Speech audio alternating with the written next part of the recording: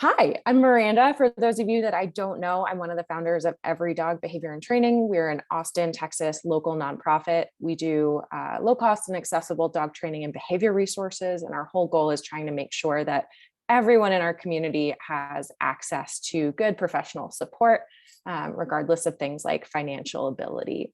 So we have this awesome webinar today. A couple of quick notes. It will be recorded. So if for whatever reason you have to leave before it's over, we'll send out the recording link tomorrow. If you will please keep yourselves muted during the webinar, that would be awesome. If you have questions as we go along, please put them in the chat box. That way, when we get to the end, I can give those out loud to Rachel so that they show up in the recording for us versus getting confused along the way. So please put all questions into that chat box, and then we will go through that in Q&A at the end. A couple of other quick notes. Again, we are a 501c3 nonprofit. If you'd like to make a donation to make it possible for us to keep providing things like this, we would love to have you do that. We also have some cool swag and merch and tons of free resources on our website. You can see our awesome Dog Training is for Everyone t-shirts. They're super comfy. So if you're looking for something fun to wear, they are great. So we do webinars about once a month, twice a month on a variety of topics. The next one in November is going to be all about treats and how do we increase the value of our treats or work with dogs who maybe struggle a little bit taking treats. And then we have one on T-Touch coming up as well. So lots of fun things coming up. Definitely look out for resources on our website and in our email newsletters if you have other questions. And super excited for the presentation today. Again, Q&A will be at the end. If you have any questions, throw them in the chat box anytime. I will be monitoring it. And from there, I'm going to go ahead and turn it over to Rachel to introduce herself. My God, I'm so excited. Okay. Hello, everyone. So I know that some of you know me, some of you don't. So my presentation today is all about leash pullers. And I call it Leash Pullers Anonymous because I think that bringing some light to something that otherwise is very, very frustrating is really, really important. Something that you all will kind of figure out about me as we go here is that I like to have a good sense of humor and I like to have fun with dog training. So I hope everyone can appreciate the Leash Pullers Anonymous here. So let me tell you a little bit about myself. So my name is Rachel Laurie Harris. I am a certified professional dog trainer. I have been training professionally for the last 10 years, which is just so crazy that it's been 10 years. I actually got my start in shelter work. That's where I connected with the local trainer and I mentored with her, and the rest is kind of history. Like I said, we're in Denver. So I see people in person in Denver, but I also work with dogs virtually, dogs and people virtually. I know a lot of you have worked with me virtually, which is so much fun.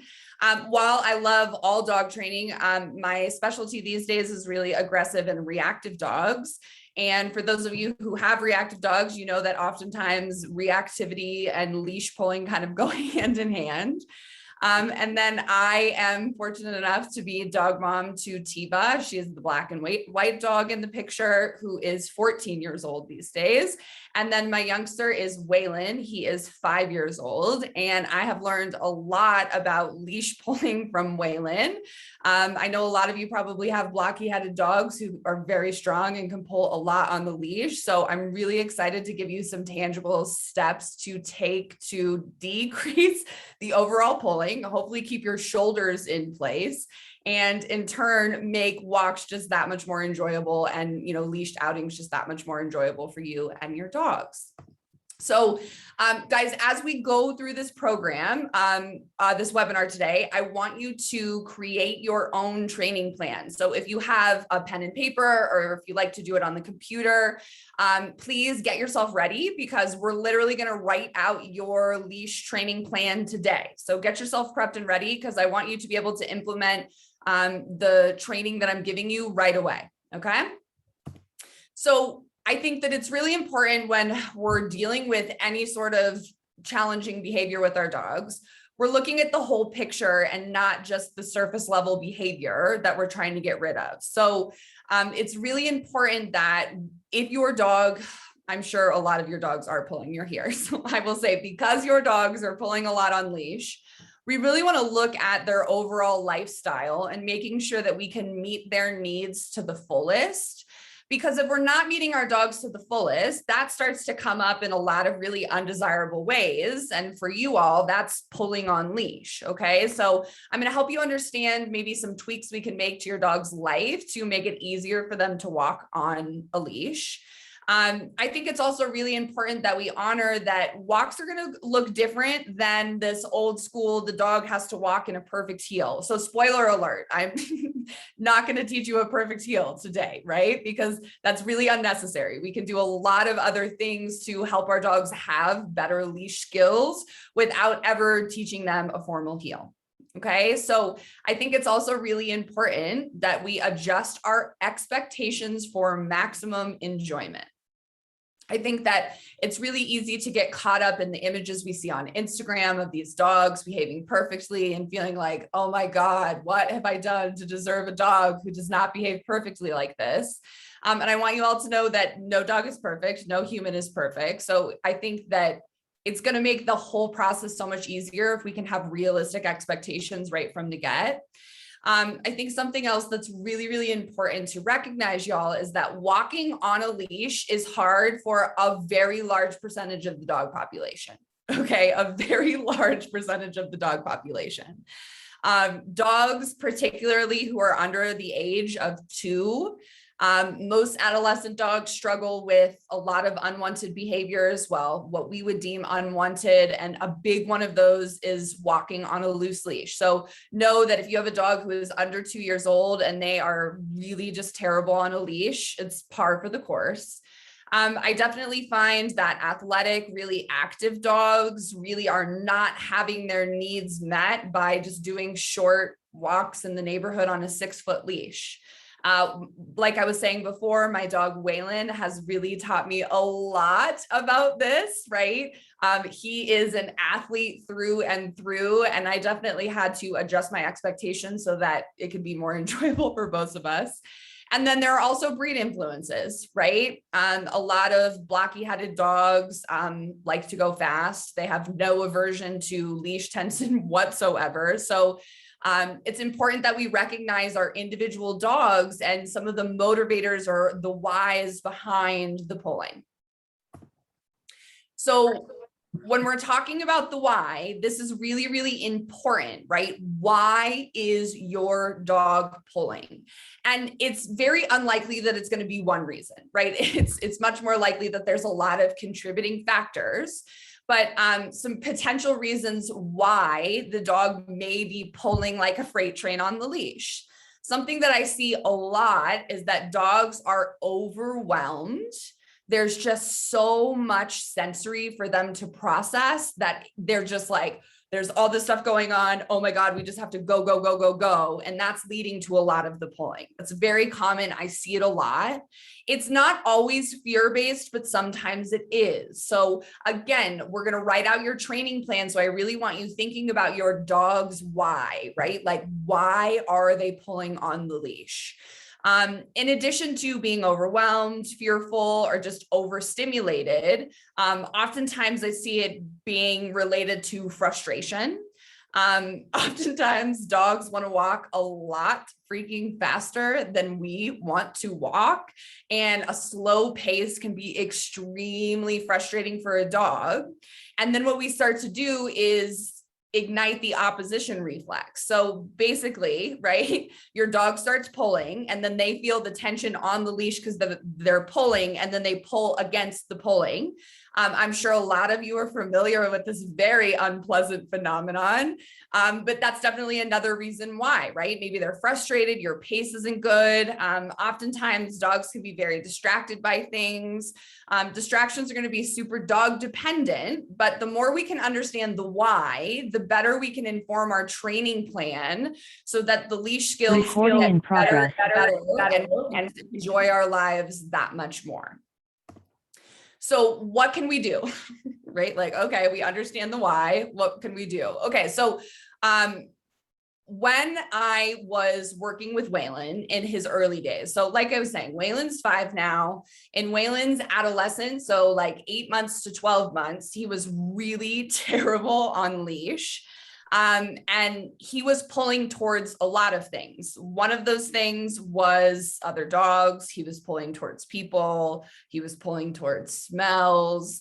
There's a lot of reasons why your dog may be pulling. And we got to understand what those distractions are so that we can, again, formulate the best training plan. So what's causing the pulling for your dog, right? So I want you all to kind of be thinking about this right now. Is it dogs? Is it noises? Is it walking out the door? I know that for a lot of dogs, you know, maybe our lives have been busy. We haven't been getting out the dogs out as much as we can. And as soon as we open that door, the dog's like, pew, I'm off. So cats, maybe they have too much energy. So there's a lot of reasons why and what is causing the pulling. So something that is very, very essential to creating better leash skills is literally changing the environment we're asking our dogs to walk on leash, and also changing the routine before we expect them to walk nicely on a leash. Okay, so this is going to be the first thing I'm going to have you write out in your training plan. So I want to give you some advice on maybe what you can do here. So again, I'm going to go back to my example about Waylon. So because Waylon was so highly distracted by so many things in the environment, I changed the location of the walk to a quiet park on off hours where there was less going on. So overall, we want to start our leash training plan in environments that are low distractions. This is going to be extremely dog dependent, right? So, you know, I took Waylon to like a big grassy field and I felt like that was low distractions for him, not maybe high distractions for your dog if they have a super high scent drive. So I want you to really get creative and think about where is a low distraction environment that I can walk my dog in while we're kind of laying the foundation for some of these leash skills. I think the when, right? The time of day is extremely important when we're talking about some of our young dogs. So if you have been gone at work all day and you come home and your young dog is full of themselves, probably not the greatest time to ask them to walk nicely on a leash. So oftentimes I will suggest, is there a way that we can burn off some of that energy first? Do you have a backyard? Will your dog chase a toy? Will they play tug with you? Can we do something to expel some of that energy first so that when we attach them to the leash, the likelihood of them doing what we want, i.e. walking nicer on a leash, is more probable? And then I think in some cases too, maybe a walk is not the answer in the beginning. So when Waylon was in his most obnoxious age range of leash pulling, a lot of times I just avoided walking him on a leash. And we just went to the dog park or other places where it was safe for him to be off leash. Okay. I know that that's not an option for all dogs, but I think that oftentimes people feel like, well, they're not learning any leash skills. Well, if they're continually practicing pulling on the leash, that's not going to get us anywhere faster either. So I do think that in certain circumstances, there may be less leash walking and more off leash play while we build up the leash skills. So everyone, I want you to go ahead and write out your first training plan action item. So first question is, where are you going to walk your dog? So really think about, where can you walk the dog to set them up for the most success? That might mean you drive them somewhere. That might mean you walk at off hours so the distraction level is low. That might mean you change up your route so that it can be easier for them.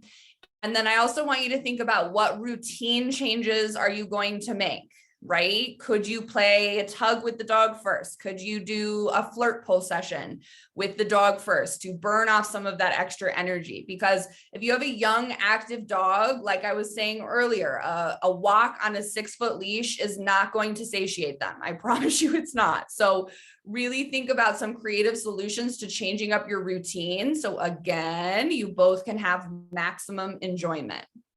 All right. Okay, so let's talk about what to use. So this is my sweet boy, Waylon. You can see kind of in the leaves there that he's attached to a green leash.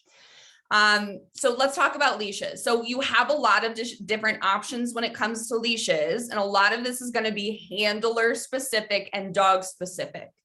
Okay, so I love a hands-free leash. It's basically just like a belt that you attach around your waist and the leash is attached to that. I wore a hands-free leash for a full year when I was really drilling down on Waylon's leash skills. For me personally, I found that it was less aversive for me as a human to have to absorb the tension of the leash on my waist versus my arm being like yanked out ahead of me. That's a personal preference, but definitely something to consider. I think people get really, really scared by the hands-free leash and they're like, oh my God, the dog is going to drag me down. But I have worked dogs up to 130 pounds on a hands-free leash. So to give you some perspective, that dog outweighs me and I have never been drugged down. Okay, so I think that absorbing some of the tension from the leash around your waist can be a nice way to make being attached to a dog whose leash skills are still a work in progress just a little bit more enjoyable. When we're looking at length of leashes, if you have a dog who you are just like over it, the dog is terrible on a leash and you are physically capable, I do think that increasing the length of the leash can be a nice option. And I know that that seems a little counterintuitive, like they're already terrible on the leash. Why are we going to give them more leash? But for Waylon as an individual, because of the opposition reflex, like I was talking about earlier, he would get to the end of the leash and then pull against the tension. And it was just a nightmare. But when I was able to give him more leash, it made it easier for him to kind of access some things in the environment without there being constant tension on the leash. I will warn you that longer leashes come with more sketchy situations. Okay. I'm not going to lie to you. I'm not going to sugarcoat this. The longer leashes take more awareness and quick reflex time from the handler. Okay. You have to learn how to reel the leash in, let the leash out, anticipate if your dog is going to lunge at something. So I do think that adding a longer leash can be good, but that's really going to be handler specific. And if it feels sketchy, don't do it right away, right? There are other options, but I do think that adding a little bit of extra leash can be a game changer for a lot of dogs. So like I was saying, you know, in Waylon's adolescence, I opted for a lot of off-leash stuff. And then when I went back to doing more leashed walks, I was walking him on the 20-foot leash. Okay. I know that's not going to be possible for everyone if you live in a city and there's a lot going on. Obviously, the long leash might not be your best option, but something to consider, right? I do think that if we add a little bit more leash, it can make it easier for some dogs to walk nicer on the leash. I do like retractable leashes if the handler feels confident in their ability to manage the retractable leash. Again, there are caveats, right? Like it's not going to be just this cure-all. You can put the dog on the retractable leash and they're going to be great. There's still a lot of training that needs to happen. But for you as a handler, if it's easier for you to hold on to the retractable leash and your dog gets a little bit more freedom to move and that's decreasing the overall pulling, I do think that a retractable leash can be a nice option. Okay. So treats are going to be an essential part of this training plan. Okay. And if your dog isn't eating food, like Miranda said, there's a webinar coming up. We can get your dog eating treats so that you can use them. But when you're working on leash skills, there's a couple of things to consider with the treats. One, I want them to be small because your dog is going to be getting a lot of treats. So make sure that they're small and make sure that they're easy to use. Okay. So like a lot of people want to use hot dogs for training, but hot dogs are slimy and slippery. And sometimes they're hard to get into the dog's mouth. So I want you to be comfortable grabbing the treats, dispensing the treats, and make sure that you can grab them and dispense them really easily. So if something's going to be like slippery or slimy or the treats are going to crumble, not a good option. And again, right, we got to make sure that the dog actually likes the treat. Right? The dog's got to find it high value. When I was working on Waylon's leash skills initially, I was using, no exaggeration, y'all, bacon and breakfast sausage. Yes, I did buy them. Yes, I did cook them. Yes, I did use them. And Waylon's leash skills have really greatly benefited from them. Okay. So A treat pouch is non-negotiable. It just is not negotiable when we're talking about leash skills because timing is everything. If you get the treat out of your pocket and you're fumbling around and you missed an opportunity to reinforce, your dog's going to be at the end of the leash again. So the treat pouch makes it so that your timing can be spot on. So again, we can get closer and closer to more enjoyable leashed outings for both you and the dog. So I prefer a harness. I think it's the most humane and safe option. We are taking pressure off of the neck. I do think that the fit of the harness is super important. So as you can see in this video, photo, excuse me, Waylon's harness does not interfere with where his shoulders are, right? So you can see that the black part is up high enough that it's not blocking his range of motion. So I do love harnesses, but not all harnesses are created equal. The harness should not be interfering with the range of motion of your dog's shoulders. That can cause long-term physical issues, which obviously we don't want to do. So make sure that if you're using a harness, it's not interfering with the range of motion of your dog's front legs. And then early on in training, for everyone who's with us tonight, who your dog is a puller on leash, you want a front clip. That's just going to give you more leverage. It's just going to make it easier to manage the dog. And once they get a little bit better, then they can graduate to the back clip. All right. So that's my preferred gear. And as you can see, Waylon is just looking so cute in the leaves wearing his harness and his long leash. Okay. So this is training plan action number 2. And this is solely for the handler. I really love a pre-walk mantra because I know you all are probably over the pulling. I hear you on it. I really do. It's frustrating. I have been infuriated with Waylon being at the end of the leash, but we are half of the equation. And if we show up and we're frustrated, we have a short fuse, you best believe it's going to make it so much harder for the dog. So I really want you to think about what you are going to tell yourself before you go out on a walk. So you can see my pre-walk mantra is I will be patient with myself and Waylon. I will enjoy the time outside and the chance to learn and grow with Waylon. Perspective is everything. And I think that if we can, every time we go out, we can tell ourselves this mantra, you are setting yourself up for way more success. Okay. So, I know it seems, a little out there, but I do want you to write a pre-walk mantra because I'm telling you, it saved me on so many frustrating days. I will be patient with myself and Waylon. I will enjoy the time outside and the chance to learn and grow with Waylon. And I tell you what, y'all, I've learned and I've grown a lot alongside Waylon. Okay, so just a couple of reminders before we go on. So 1, small wins are everything, okay? Behavior change, it takes time. There's no getting around it. Behavior change takes time, and it's likely that your dog has been pulling for a while. So you're gonna have to be patient with yourself and with your dog. And like I was saying earlier, you got to have a sense of humor. Okay. Like I have been there. I have been drugged down. People have seen us. It has been embarrassing. But I think that if we can laugh and realize that our dogs are not trying to be turds. I know it feels like it. I know sometimes it feels like the dog is like out to make us look like total idiots. They aren't. It's not their intention. They're only trying to access things in the environment, and it's up to us to help them. And just one more note, y'all, if you are dealing with a dog that is significantly bigger than you feel like you can't even hold on to the leash without the dog dragging you somewhere. I really want to encourage you to seek out a positive reinforcement trainer in your area who maybe offers a walk and train option.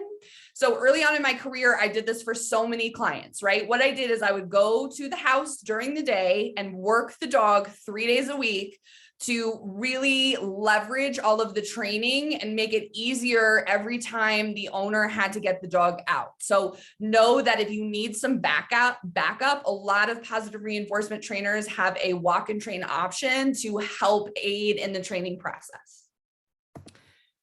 So what should your walk look like? So it's going to be super dog dependent, location dependent, but I want to kind of give you an example here. So this is my boy Waylon, and he is on a 20-foot leash, and we are walking in our neighborhood. Thankfully, we live in a pretty quiet neighborhood. So I'm going to go ahead and play this so you can kind of see what a normal walk for us looks like.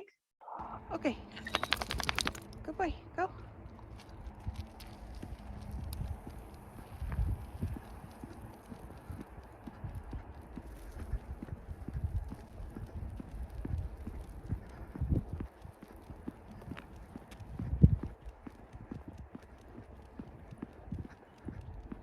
Waylon. Here. Good boy. Nice. Okay.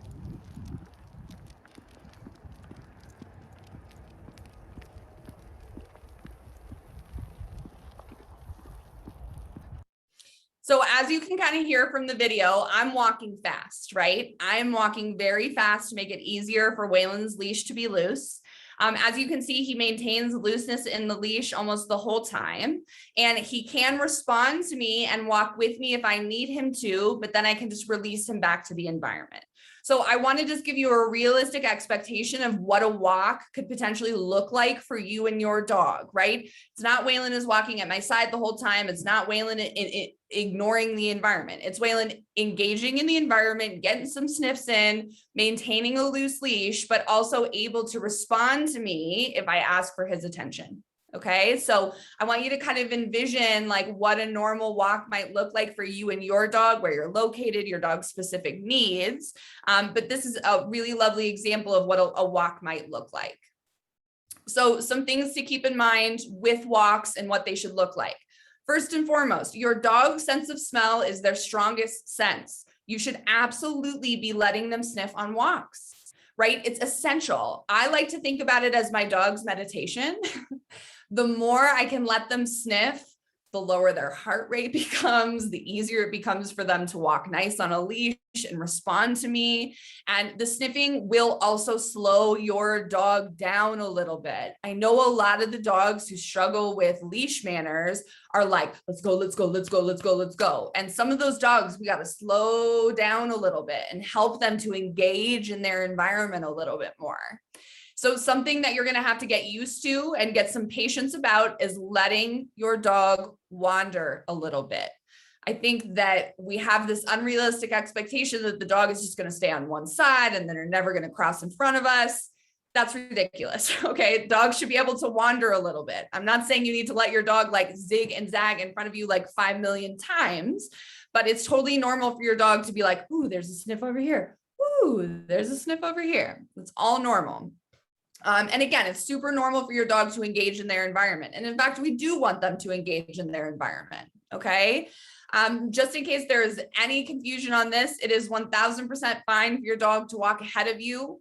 I know that there's a lot of really outdated advice that says that dogs are trying to dominate you if they walk ahead of you. That is absolutely untrue. That has been disproven for, we're going on like 30 years now.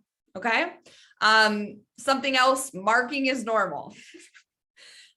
P-mail is what I lovingly call it. Leaving P messages is totally normal, y'all. And that's something that I want you to let your dog engage in. Okay.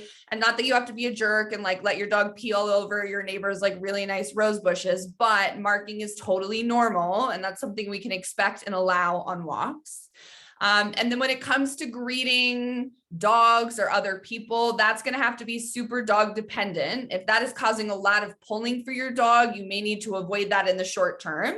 But again, that's something you just need to know about your dog and kind of, adjust accordingly.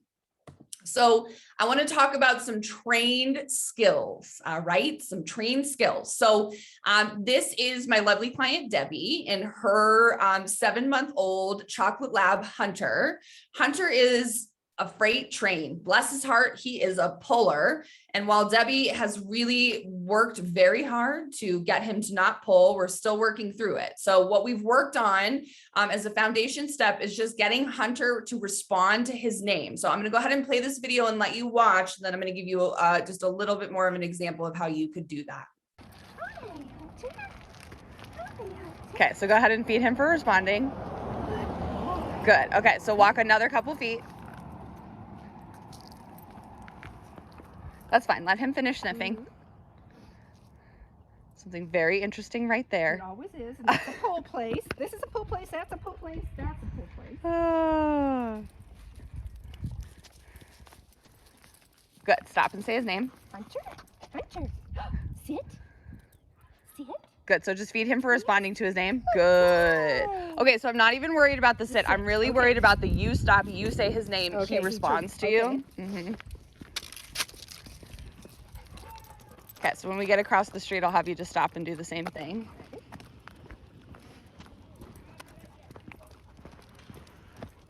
Super. Stop and say his name. I love you. Come here. Come. Good for you. Hunter. Yes. Good boy. Okay, so everybody, there's a couple of things happening here. So one, obviously Hunter is getting rewarded for responding to his name. But what we're also conditioning him to is that when the handler stops, check in with the handler and see what is happening. I think that oftentimes dogs who are pulling on leash are paying just zero attention to the handler.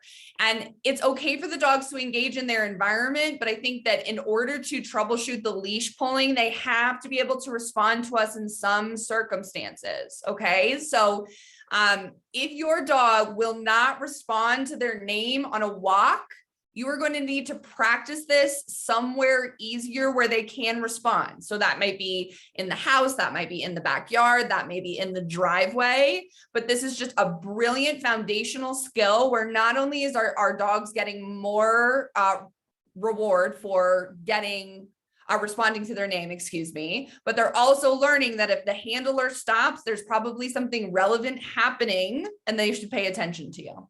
All right, so train skill number one is response to name. So I want you really thinking about, all right, when and where could I be practicing this with my own dog?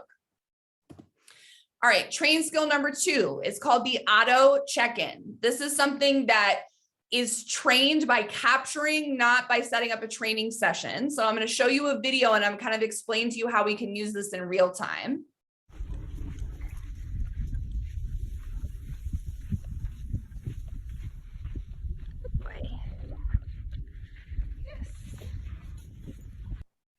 So as you can see, that's Waylon again. That's completely unprompted, right? I didn't say anything to Waylon. Waylon offered that check-in and I reinforced for it. And I think that this is really useful for a lot of the same reasons that the response to name is useful. And the fact that the dog is realizing how relevant the handler is in the environment. And the more that our dogs can offer their attention unprompted, one, the less pulling there's going to be, and two, it's just going to make navigating more distracting environments that much easier. So the auto check-in is not something you have to train per se. It's something that you have to reinforce in the moment. So when you are out with your dog, please be paying attention. Anytime they offer their attention, I want you to use your marker word. I just say yes. You can use a clicker, good boy, good girl. It doesn't matter, but make sure you mark the behavior and reinforce it. Because the more you reinforce that behavior, I'm telling you, the easier your life is going to become. All right, train skill number three. So I do teach my dogs to walk at my side on cue, but it is not a perfect heel. So this is a training video where I kind of describe, I'm working with an adolescent bird dog who has not great leash skills. So I'm gonna go ahead and play this and I'll give you a little bit more insight.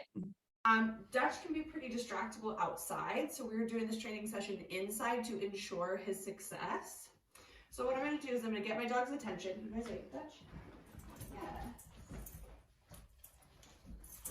And I'm going to start walking. And as soon as the dog is at my side, I'm going to mark and I'm going to reward.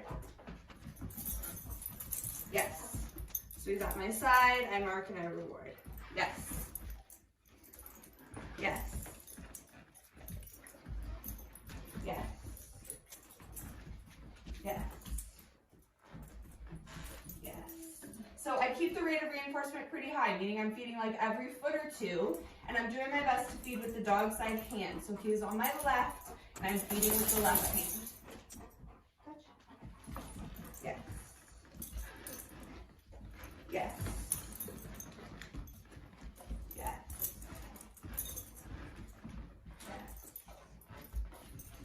Yes. So I do my best to change directions pretty often so the dog can stay engaged with me. Okay, and I want the dog to understand this behavior a little bit before I add in the verbal cue. So I'm going to do a couple more repetitions before I add in the verbal cue. Yes. Yes. Yes. Yes. Okay, so he's walking at my side. So now I'll go ahead and introduce the verbal cue. So I'm going to call it here. So I walk here. Yes.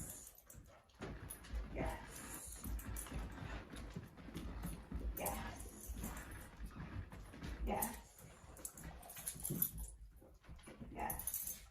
So I only say the verbal cue once, and if he were to get ahead of me, I would stop, call him back, and then I would re-cue it. But if the dog is staying at your side, there's no need to repeat the verbal cue. Okay, so when I am doing this exercise, when I am done with the dog's attention, that is when I will say their release word, because I want them to understand that if I cue this behavior, I want you to walk at my side. If I release you, you are free to sniff and explore per usual. Here. Yes. Here. Yes. Here. Yes. Here.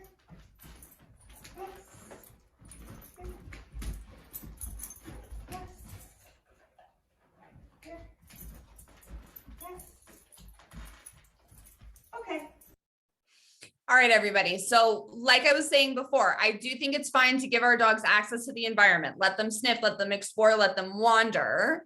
But training this behavior, I'll give you a couple of examples of where I would use it. Okay, so like say I'm out on a neighborhood walk with Waylon and we see another dog coming. What I'll do is I'll ask Waylon to walk at my side. I will make it worth his while. I will pay him nicely so that we can pass the dog.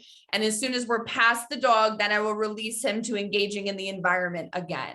So walk at your side is really meant as a way to combat distraction levels and preventing our dogs pulling towards things we don't want. But we're not using it as a full-time behavior, okay? But as the walk at your side starts to become more and more reinforcing, you'll start to see your dog offer that behavior a little bit more. Be like, so, hey, you see I'm walking right here? Maybe this can work for me. And when that's happening, you know what's not happening? Leash tension. Hallelujah. Okay, so that is train skill number 3, teaching your dog to walk at your side on cue. For a lot of dogs, you're going to need to work in a really low distraction environment at first. And as you can see in this video, I don't have a ton of space, but I'm still able to work on this skill set with Dutch really, really nicely. Okay. So train skill number 4. This is actually a human skill, not a dog skill. So I originally learned this skill set in agility, the dog sport of agility of all things, but it is super useful when it comes to leash training skills. So I'm going to show you the human perspective, right? So you can see me here, you can see what I'm doing. And then I'll show you the dog's perspective and how it kind of works. So the rhythm change is really meant as a way to slow the dog down and prevent them from getting to the end of the leash and staying at the end of the leash without actually calling them all the way back to you. Okay, so there's tension in the leash. So I slow down and I stop. Good. And as soon as Waylon alleviates the tension in the leash, then I keep walking. Good boy. Good boy.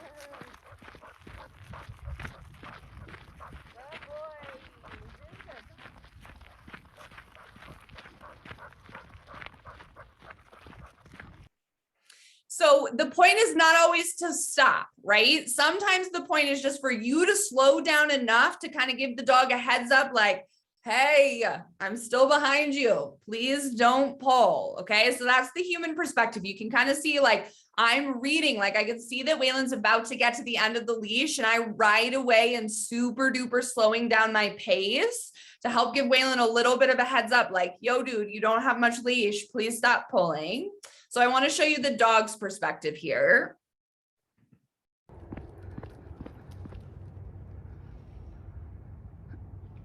Yes. Good boy. Go ahead. Oops, sorry. Boop, boop, boop. Good boy. Yeah, good job. Go ahead.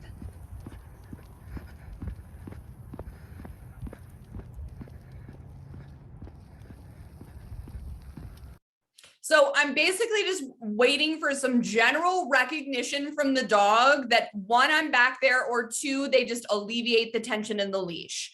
So I think the criteria can be really fluid here as far as like, okay, you stop. Basically what we're looking for is the dog to alleviate the tension in the leash or kind of glance back in your direction. You can also put this on verbal cue. So I'm going to play this video just one more time and you can kind of hear the verbal cue. I say boop, boop, boop. You don't have to do that. You could say easy or whatever you want, but I pair that with the rhythm change. So as I'm slowing down, I also let out that verbal to help him understand, like, dude, you are reaching the end of the leash. This is all we got here. And you will notice that I do accidentally step on the leash. Welcome to the world of managing long leashes.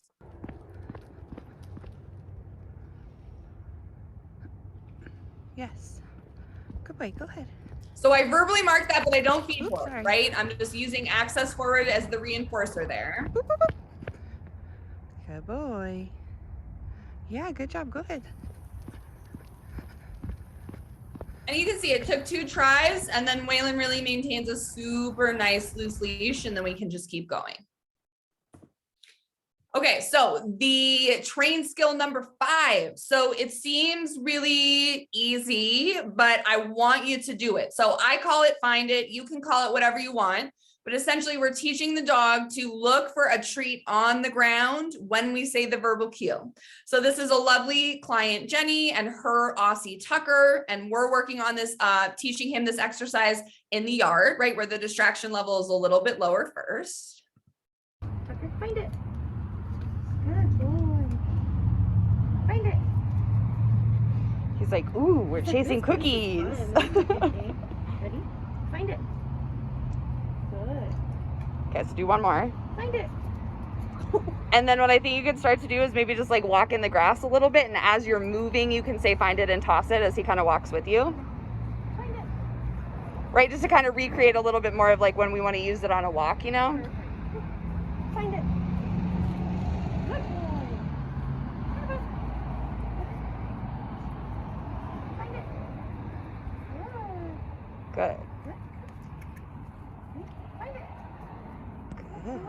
Okay, so start walking and try to not have a treat in your hand. So empty hands first. And then just kind of walk, because we want him to not be actively looking at you. So just kind of wander along with him.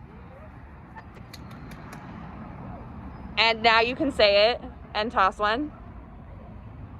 Good.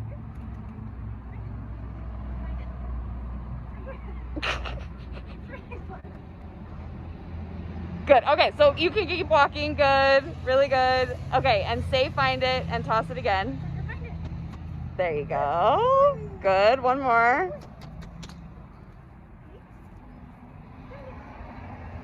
Good. Yep. And then I think you just turn and go back. You can do the same thing again. Oh, hello.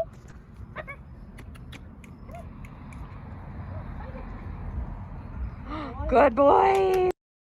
Okay, so as you can see, find it is not a terribly hard skill to teach, but I'm going to show you some real life examples of how we could use find it to prevent leash pulling. Okay, so training plan action item number 3. I want you to go ahead and write this on your training plan. So first of all, where are you going to train the skills initially? Okay, so that may depend on the skill, right? So maybe you can be doing name recognition out on walks, but maybe you need to be working on walk at your side in the house for now. You can see on my list, right? I'm saying I'm going to work on the name at home. I'm going to work on the auto check-in on walks. I'm going to work at walk at the side at home, find it's on walks, and the rhythm change on walks. Again, this is all going to be super specific to your dog and you. I also want you to go ahead and write down, what are your verbal cues going to be? What are you going to call these behaviors? Something that's really fun about dog training is that you can call behaviors whatever you want. So I have, clients who call behaviors like really cute names, right? Like search or get the fuck over here. No, I'm just kidding. But verbal cues are totally up to you. So I want you to go ahead and write those down. What are your verbal cues going to be? Something else I want you to write down is, what is your rate of reinforcement going to be? Meaning, how frequently are you going to feed for the behavior? So for the auto check-in, like we talked about, you should be feeding every single time. But when we're talking about a behavior like walk at your side, your rate of reinforcement is probably going to have to be high, meaning the dog's getting a reinforcement like every foot or two for doing the behavior initially. Okay. And then I also want you to write down, what food rewards are you going to use? Like I said, y'all, bacon and breakfast sausage got us pretty far. Okay, so I'm going to give you guys a second to write that out. Where are you going to train the skills? What are your verbal cues going to be? What is your rate of reinforcement going to be? And what food rewards are you going to use? All right. So I want to give you some real life training opportunities. So this is a lovely team. This dog's name is Bo. He's an adolescent pit bull. And as you can see, tiny handler, strong dog. And we worked on walk at your side, inside at first, right? So for Team Bo, we worked on this inside first, and then we took this exercise outside. So I want you all to understand right here, right now, that it's not going to be like super clean cut outside right away. It's going to be a little messy. And that's why I show you this video. So we're at a quiet park and there's no other dogs or people around right now. So we're using this as a training opportunity for walk at your side. You can just start walking, and if you got to pull him a little bit, that's fine. Just keep moving. And as soon as he engages with you, yes.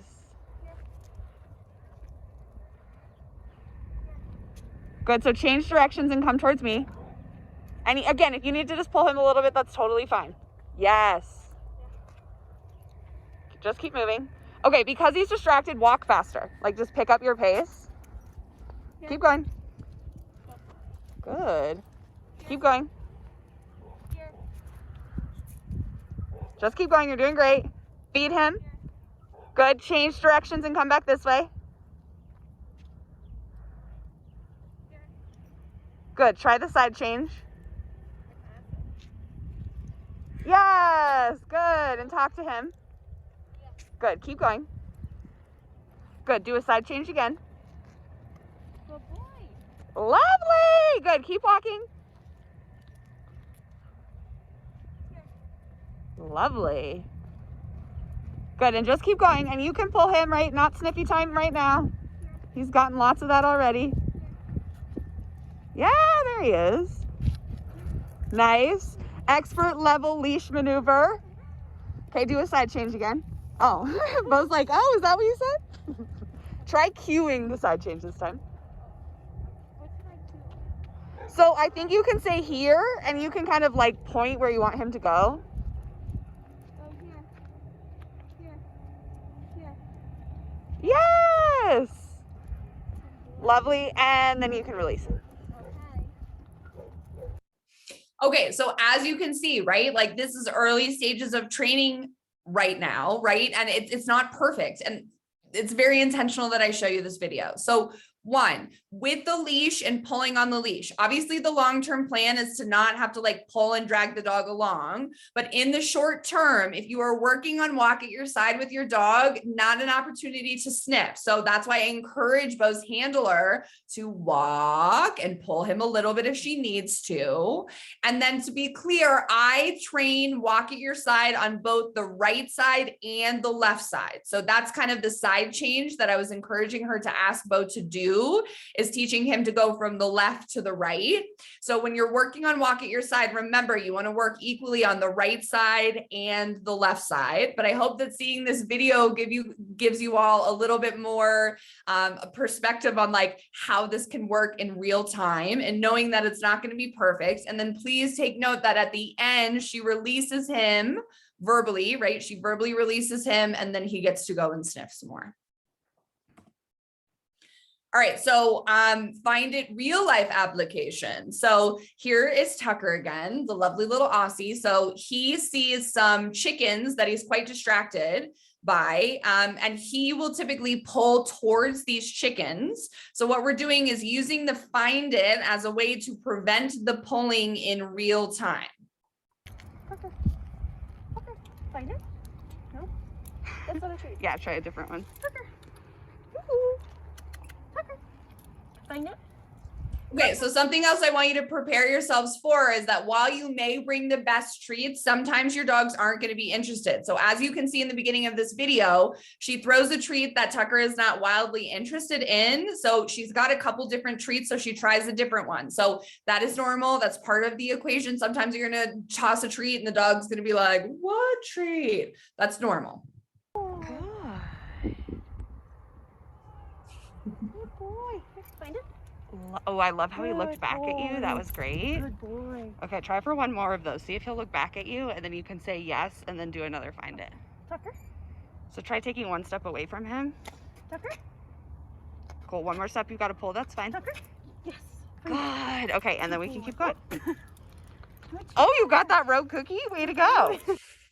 Okay, so basically I'll find it can be a way to manage basically any distraction. Okay, so like say your dog pulls like crazy towards other dogs.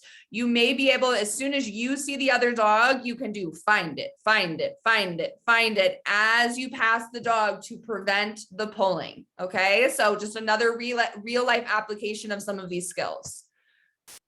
Okay, so I want to talk just a little bit about real life rewards and how we can use what our dogs already like. So like I said, I always want you to bring treats. They're an important part of the training process, but there's plenty of other things we can use as rewards. Okay, so you may recognize this very good looking pit bull Bo from the other video. So Bo thinks that sticks are awesome. So what we're doing is we're using sticks as a reinforcer for not pulling. Okay, so I'm going to share the video and I'm going to give you just a little bit more perspective on this. Go ahead and call him and move him away. And if you got to pull him, that's totally fine. Okay, Bo. Come here. So call him to you. It's okay. Just keep pulling him. Just keep pulling him. Here, Bo. Good. Keep going. You're good. Keep going. Keep going. Bo. Ask for his attention. Bo. Sit. Yeah. Feed for it. Good. Release him to the branch. Okay. Good. Okay, so Bo has a history of dragging his handler to the specific downed tree. So that's why we're using it as a training opportunity. And like I said, the long-term plan is not have to pull and drag our dogs. But again, this is like, you know, the not so pretty early phases of training. So again, I share this just to give you a little bit more normalcy that you're still on the right track, even though it doesn't feel perfect right away. So we let him engage in the stick a little bit. Oh my God. Oh my God. Okay, so try again. Bang. Yep, back him up. Bo. Bo. Just keep pulling. Ask him to sit. Sit. You can make a kissy Sit. noise. Yoo-hoo, puppy, puppy. Sit. Good feed. Release him back. Okay. So I just want to encourage I love you how all every time to he goes for like a use different part of the brand. things in your environment that your dog already finds reinforcing, okay? Because there's plenty of rewarding things happening in our environment that we can leverage to use as a reinforcer and in turn decrease leash pulling. Okay, so training plan action item number 4. What does your dog already find reinforcing? Okay, so for Waylon, he finds sniffing reinforcing, he finds marking reinforcing, he finds greeting people reinforcing. Branches are a funny example, but you know, the dog gets to decide what they think is reinforcing.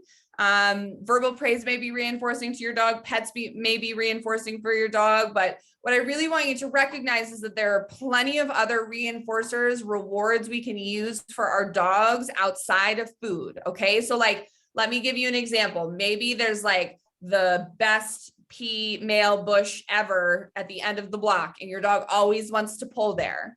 Maybe what you do is a rhythm change to get them to stop pulling to alleviate the tension from the leash. And when they alleviate the tension, you release them and you get them to the snippy bush. So we're using sniffing, marking as the reinforcer for not pulling. Yeah. Okay, so I want to just give you a very consistent pattern that I want you to use for real life rewards with the most success. So 1, we have to get our dog's attention. So that's a little vague, but basically we want some sort of recognition, right? So maybe they look your direction, maybe they alleviate the tension from the leash. If your dog is a foodie and they think that food is really reinforcing, you can absolutely mark and reward with food for your dog giving their attention. If your dog does not find food that reinforcing all the time, you're just going to skip step 2. So you're going to verbally praise your dog for paying attention, and then you're going to release them. You're going to say, okay, free, whatever your release word is, and then you're going to let them go to the real life reward. Then you're going to let your dog engage in the real life reward. And then when your dog is ready to move on, hopefully they'll do an auto check-in. Then you're going to reinforce again. Okay, so this needs to be a really consistent sequence of events. We always want to start with our dog's attention. Then we're going to release them to the reinforcer. We may use a food reinforcer if that's what they want. We may not. And then we're just going to release them to engage in the real world reward. So like in the video you saw, right? We ask Bo to sit. He sits. He gets to go and chew on the branch for a little bit. And then we call him back and we do it again. I think that when you're out in a real life training session, you maybe don't need to do as many repetitions as you saw in that video. But again, just a good example of how we can use things in the environment as reinforcements for not pulling. Okay, so let's talk about when we would use food reinforcements versus when we would use real life reinforcements. So if your dog is super focused on the environment, and I think like prey drive is definitely like an example I can think about. So like if Waylon sees a bunny and he's pulling towards the bunny and I stop and he looks away from the bunny, if I tried to give him a food reinforcement, he would be like, this is crazy. I don't want the food. But if I released him to go to the bush where the bunny was, he would actually find that reinforcing. So if your dog is super focused on the environment, I want you to really utilize real life rewards more than food reinforcements. Okay. And I think that this will decrease your dog's overall frustration and we're able to get the dog's a timely reward. If your dog is more likely to pay attention to you, they're more interested in the food, then absolutely you should be using the food reinforcers, right? Obviously the dog finds it reinforcing already. Obviously it's easy to deliver. We can't always use real life rewards, right? I'm not suggesting that we let our dogs engage in things that are unsafe or dangerous, but I really just wanted to give you some insight in how we can leverage using real life rewards versus food when we're working on decreasing our dog's pulling habits. Okay, and I think that this is something that, again, I have really had the luxury of learning from Waylon is I want you to remind yourself, please, everyone, remind yourself, enjoy the journey. Okay, I know that it can be frustrating and you just want to be like, for the love of God, stop pulling. But it's going to make the destination that much sweeter if you can just enjoy the journey. And I really hope that all of the tangible steps I've given you today can give you some motivation and some hope for like, all right, this is our training plan. This is how we're going to make leash pulling overall decrease. All right. So I am going to answer some questions, right? I'm going to stay for the Q&A, but for everyone, I do host a podcast. It is called Disorderly Dogs. I have done so many episodes on leash skills and reactivity and just crazy Waylon antics. So if you would like some more insight into how I train and how I work through training skills, please check out the podcast, Disorderly Dogs. I'm also on Instagram. I post a lot of training content over there at agoodfeeling_NCO. And if you need a trainer, you can find us at agoodfeelingdogtraining.com. So I'm going to go ahead and stop my slide. And then Miranda, if you want to just fill me in with some of these questions, I would be happy to answer some of those. Yeah, awesome. Thank you so much for that. A ton of information. And I know we had a bunch of questions already lined up. So if you still have questions, put them in the chat box. I'm going to start back from the beginning. So one of the first questions was, I love the long leash idea for outdoor and quiet places, but what does a walk look like for Waylon in public places or in stores? Ooh, such a good question. So if I'm going to public places or stores somewhere busy, I typically still use the 10-foot leash.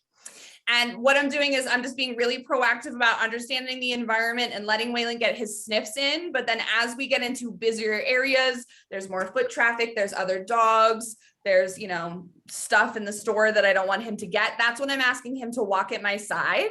And I'm keeping a super high rate of reinforcement for that behavior. Awesome. Someone else on that note asked, what's a reasonable amount of time to expect him to walk at your side on a walk? What benchmark of time should we be aiming for?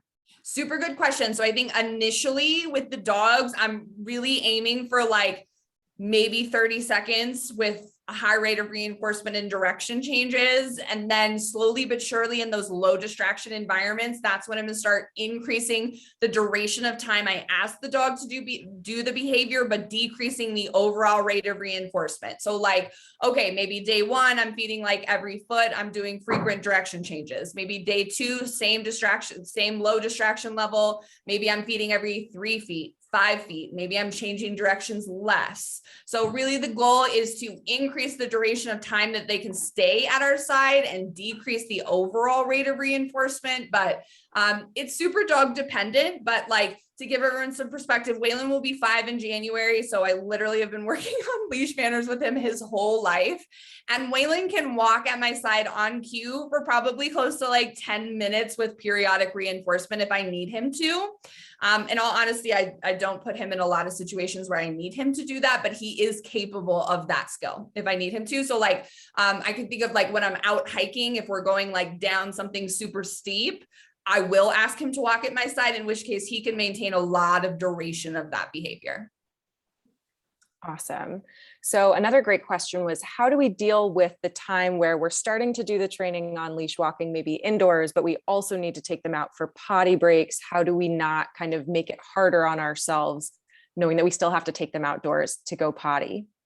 Super good question. So for those of you who leashes are required every day for potty breaks, you just have to realize that there's just going to be some pulling. It's just part of it. And I really think that the rhythm change and just be really clear with your body language that even though pulling is what they want to do, you can slow them down and alleviate some of that. But it's not that we have to prevent the pulling from ever happening, right? Like pulling is just inevitable. That's going to happen sometimes. So I want you just to cut yourself a break when you're doing potty breaks and stuff like that. And just know that like the pulling that's frustrating you in those moments isn't going to be forever and always, right? Like dogs just pull sometimes. It's not, we're going to get rid of the pulling completely. It's really decreasing the overall pulling. And again, like I was saying, right? Like maximizing the enjoyment of the outing for both parties. Awesome. This one is not actually a question, but someone said Waylon is actually the most handsome dog I've ever seen. Don't tell my dog that. I felt like that was important to share. Thank you. Waylon, thanks you. If he meets you in person, he will lick you in the mouth. And thank you for reals. At what skill level would you suggest introducing the second dog to the walks? My pup is much better alone, but I want him to be successful and remember his skills when his sister joins us on walks. Okay, so that's a super good question. And I think that that's going to be extremely dog dependent. Waylon probably had at least a year of leash skills under his belt before he was capable of doing it with other dogs. Waylon is super dog social, and he also has a huge incentive to be first on the walk. So for him, I couldn't ask that of him early on, because if he was with another dog, he would just revert back to the pulling. So that's going to be super dog dependent. But I think that solo walks for now is a brilliant plan. And my suggestion would be that if you're going to add in the second dog, really set yourself up for success and plan like a super short walk. So if it's not going great, you can bail and not get super frustrated. But it's just so dog dependent. But for Waylon as an individual, he had a lot of leash skills under his belt before he was capable of walking nicely. And if I needed him to walk with another dog for whatever reason, I did a lot of breathing before I left the house. And I was like, Waylon is probably going to pull a lot today, and I'm not going to get mad at him. And I'm going to utilize find its, and I'm going to put on my patient pants. Right. So there's definitely some give and take on both ends. Awesome. So just in case there are any last questions, that's all we have so far, but I'm going to give you a second if you still want to write something in. A couple of quick notes from the presentation. So one is that, yes, this was recorded. It will be on YouTube, hopefully tomorrow, as long as YouTube works with me. I'll send out the link to everybody that was here. You're welcome to share that. If you liked what you heard and you're interested in what we're doing, please consider making a donation or purchasing a t-shirt. They're super comfortable. Donations allow us to provide free and low-cost services to folks in the Austin community and beyond.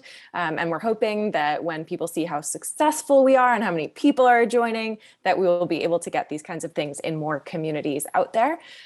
Please, if you haven't already, joined our mailing list so that you get a newsletter each month about what kinds of webinars we have, including one about taking treats next month, and then one about T-Touch the month after that. And please check in with us. We have a lot of free resources on our page. If you have any questions, feel free to reach out to us anytime. We're also on Facebook and Instagram.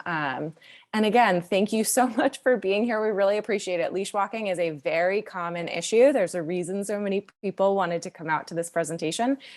So we really appreciate all the info. Thank you so much for being here. Oh my God. Thank you for having me. And everyone, this tank top is the best I've ever had. Dog training is for everyone. Aren't they so comfortable? It's literally my favorite tank top. I wear it all of the time. And Yeah. I like it too, because then people are like, excuse me, dog training is for everyone. I was like, did you know that dog training is a predominantly white run industry? We want to bring inclusivity, right? So it opens up like a cool conversation starter too. So yeah. Yeah, so much cool stuff. We're really all about inclusivity and making sure that everybody has access to professional dog training and behavior support. So if you know anybody out there who's like, I'd love to get training, but I can't really afford it, or the resources all over the internet, I'm so confused, send them our way. We'll help make sure they get to the right resources, even if we're not the ones who help them. So definitely reach out to folks. Let us know that we're out here. We'd love to see you guys at future webinars. So thank you so much for being here. Rachel, thank you so much for everything you do and for being here spreading the gospel of Leash Pullers Anonymous. Oh my God, it was the best. Thank you, everyone. Bye.